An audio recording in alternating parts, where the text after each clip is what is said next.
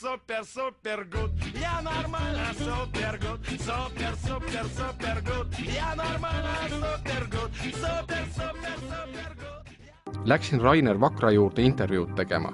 Jutt veeres Vakra lemmikteemadel, poliitika ja keskkond. Vakraga ei teadnud, et kohe lõhkeb tema poliitikukarjääri suurim skandaal. Eesti puhas loodus ja Eesti selline keskkonnahoid ja see on Eesti väärtus ja Eesti Nokia. Ma eelmisel nädalal lugesin läbi tegelikult sinu diplomitöö. Tuleb sulle tuttavas ette. Tuleb küll. Pakendi jäätmete kogumine. Aasta 2001 ja Tallinna Ülikool. 2002, jah, 2002. Ma lugesin eelmisel nädalal läbi ka ühe teise nagu paberi. See on samal aastal Säästva Eesti Instituudi poolt tehtud pakendi jäätmete kogumis- ja taaskasutussüsteemi ettevalmistamine Tartus. Tuleb sulle meelde? Ja me Säästva Instituudiga koos, mina olin seal praktikal ja nendega koos seda tegime, nii et mina sain seda nendega koos teha, nii et minu juhendaja ja Säästva Eesti Instituudi inimesed tegime seda ühiselt, et ma aitasin neil teha ka seda nende dokumenti, et see oli minu praktika üks osa. Selle Säästva Eesti Instituudi selle dokumendi kirjutas kokku Harri Moora.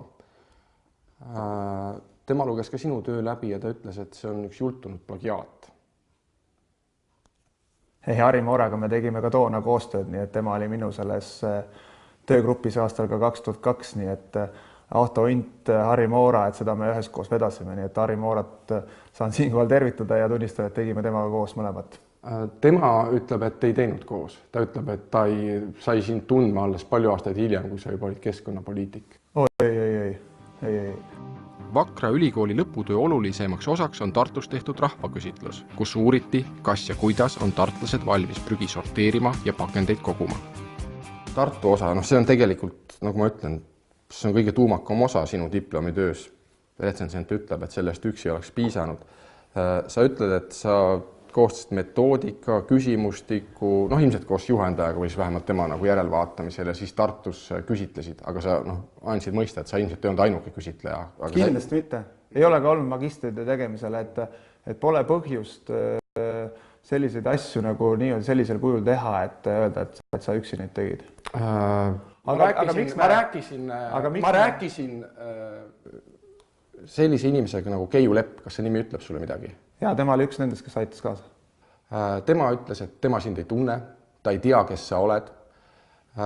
Tema ütles, et tema koostas selle metoodika, tema koostas küsimustiku, tema pluss 3 sõbrannat siis Tartus selle uuringu läbi viisid. Ta oli täiesti šokeeritud sellest, et see on sinu lõputöös. See on plagiaat, ütleb ta. Veel üks inimene ütleb. Aga kas me võiksime need inimesed siia siis kutsuda? Tallinna Ülikool hakkab seda uurima. Ma olen üsna kindel, et nad tunnistavad selle plagiaadiks.